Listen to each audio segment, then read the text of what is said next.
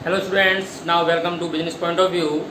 और आज हम चलते हैं अपनी वीडियो नंबर 14, जिसमें हम बात करेंगे अपने प्लानिंग में चैप्टर नेक्स्ट टॉपिक यानी कि उसके इम्पोर्टेंस ऑफ प्लानिंग की। इससे पहले हमने प्लानिंग पढ़ा था कि प्लानिंग क्या है, उसके करैक्टरिस्टिक्स क्या हैं। यहाँ हम देखेंगे कि प्लानिंग के इम्पोर्टेंस क्या हैं, क्या महत्वपूर्णता है उसकी।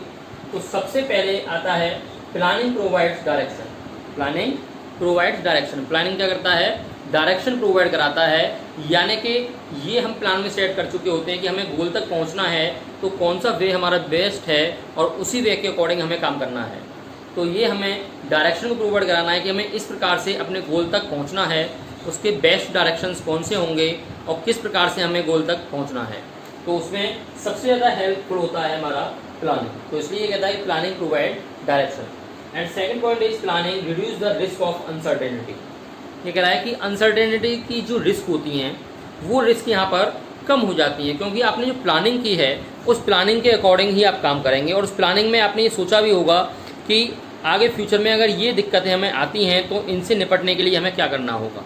लाइक जैसे हमने कल एग्जाम्पल दिया था कि 95% मार्क्स अगर हमें अचीव करने हैं तो उसमें 95% अचीव करने के लिए मैंने टाइम यहाँ पर ड्यूरेशन सेट कर लिया कि 2 महीने मेरे पास हैं स्टडी करने के लिए। तो 2 महीने में मैं अपना ये भी लगा के चलूँगा कि 10 डेज हॉलीडे हो सकती हैं, कहीं कोई शादी निकल सकती है, कहीं कोई परेशानी आ सकती है जिसके कारण मैं नहीं पढ़ पाऊँगा। तो उन 10 दिनों का भी मुझे अपना टारगेट लेके चलना होगा। तो वही चीज़ यहाँ पर होती है, जो अनसर्टेनिटीज़ होती हैं उनको भी हम प्लानिंग में पहले से ही अपने माइंड में सेट कर लेते हैं और उसकी जो रिस्क होती हैं वो भी उससे कम हो जाती हैं। यानी कि उसको भी हम पहले अपने माइंड में सेट करते हुए चलते हैं कि अगर ऐसा हो गया तो हम इस प्रकार से इस काम को कर सकते हैं। तो ये सारी चीज़ें आपकी निकल के आती हैं। तो इसलिए हम कह सकते हैं planning reduce the risk of uncertainties. And third point is planning reduce overlapping and wasteful activities. देखिए प्लानिंग से क्या होता है कि कोई भी एक्टिविटी जो बारंबार होती है वो बार बार नहीं होगी। जो एक बार काम होने वाला है वो वन टाइम में ही होगा। और इसके बाद में जो भी वेस्टफुल एक्टिविटीज़ होंगी वो सारी आपकी रिड्यूस हो जाएंगी, कम हो जाएंगी। बिल्कुल ख़त्म नहीं हो सकती लेकिन रिड्यूस ज़रूर होंगी। क्योंकि अगर हम बात करें प्लानिंग नहीं हो और बोल दिया जाए कि सभी टीचर्स जाएं अपनी क्लास में पढ़ाएं, तो पता पड़ी अकाउंट की 2 बार क्लास हो चुकी है, BS की क्लास ही नहीं हुई है, इको की 3 बार क्लास हो चुकी है।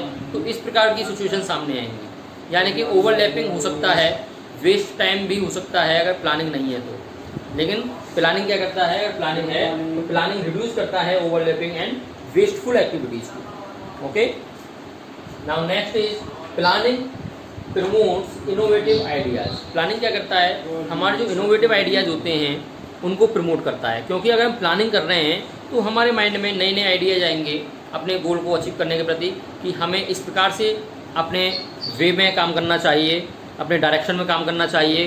वो सारी चीज़ें आपकी निकल करके आएंगी और नए नए आइडिया हमारे माइंड में घूमते रहेंगे कि यार इस काम को करने के लिए ये ज़्यादा बेस्ट रहेगा, इस काम करने के लिए वो ज़्यादा बेस्ट रहेगा। तो इस प्रकार के जो आपके इनोवेटिव आइडियाज़ हैं वो आपको यहाँ पर मिलेंगे। बेटर मेथड्स मिलेंगे, बेटर स्किल्स मिलेंगी, बेटर आपके आइडियाज़ मिलेंगे। ये सारी प्रोसीजर्स आपका एक पर्टिकुलर जॉब चलता रहेगा। Next is planning facilitates decision making. और प्लानिंग क्या करता है, हमें डिसीजन मेकिंग की फैसिलिटी भी प्रोवाइड कराता है। क्योंकि अगर यहाँ पर आपने बहुत सारे ऑप्शनों को चुना है, जो मैंने आपको इम्पोर्टेंट यानी कि उसमें कैरेक्टरिस्टिक्स में समझाया था पिछली वीडियो में, कि प्लानिंग क्या करता है, डिसीजन मेकिंग का काम भी करता है। क्योंकि यहाँ पर आपने जो प्लानिंग की है तो काफ़ी आइडियाज़, काफ़ी वे आपके पास निकल करके आ जाते हैं कि गोल तक हमें पहुँचने के लिए ये सारे वे हैं, ये सारे रास्ते हैं, उनमें जो बेस्ट वे होगा वो बेस्ट वन वे हमें चुनना है, उसके अकॉर्डिंग हमें वर्क करना है। तो यहाँ पर डिसीजन मेकिंग की फैसिलिटी भी प्रोवाइड होती है प्लानिंग के अंतर्गत।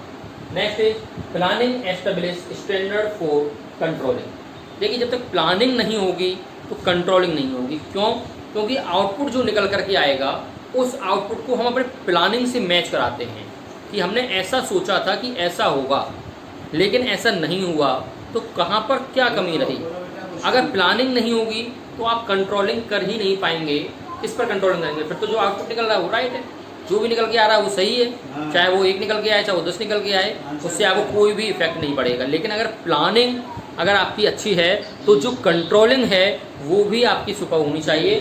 तो इसलिए कह रहा planning establish standard for controlling. जो भी आपका स्टैंडर्ड आपने मेंटेन किया है प्लानिंग के अंदर उस स्टैंडर्ड के अकॉर्डिंग आपकी कंट्रोलिंग भी होगी। ओके, तो ये आपके इम्पोर्टेंस थे प्लानिंग के। अब हम बात करेंगे प्लानिंग के लिमिटेशंस की, कि प्लानिंग की लिमिटेशंस क्या हैं, क्या सीमाएं हैं। तो यहाँ पर हम लिमिटेशन देखेंगे प्लानिंग की, जिसके अंदर पहली लिमिटेशन आपकी आती है प्लानिंग लीड्स टू रिजिडिटी।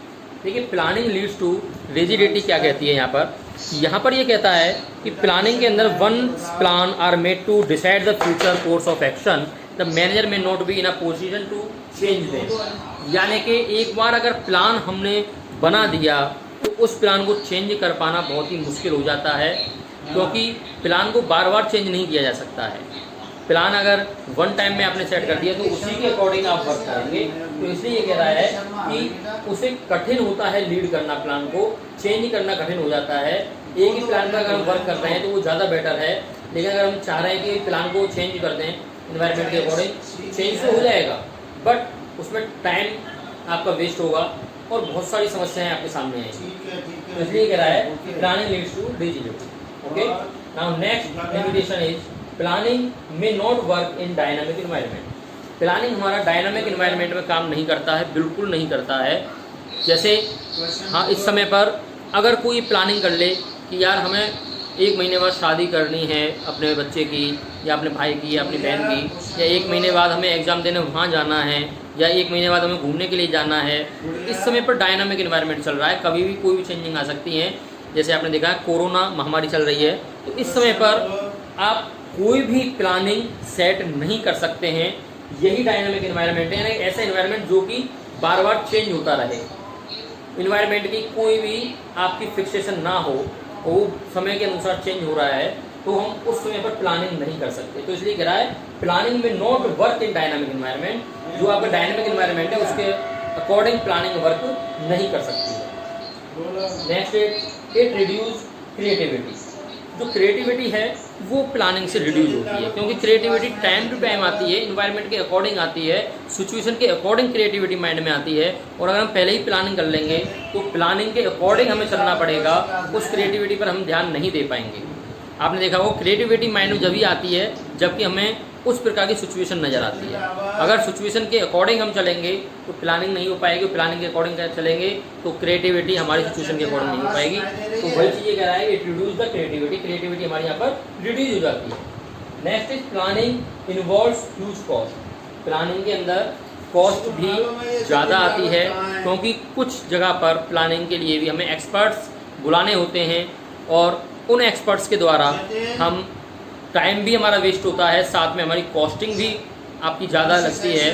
उसी चीज़ को ये कह रहा है प्लानिंग के अकॉर्डिंग अगर हम वर्क कर रहे हैं तो उसके लिए कॉस्टिंग आपकी ज़्यादा आ जाती है किसी कहीं पर। तो इसलिए ये कह रहा है planning involves huge cost. And next limitation, it is a time consuming process.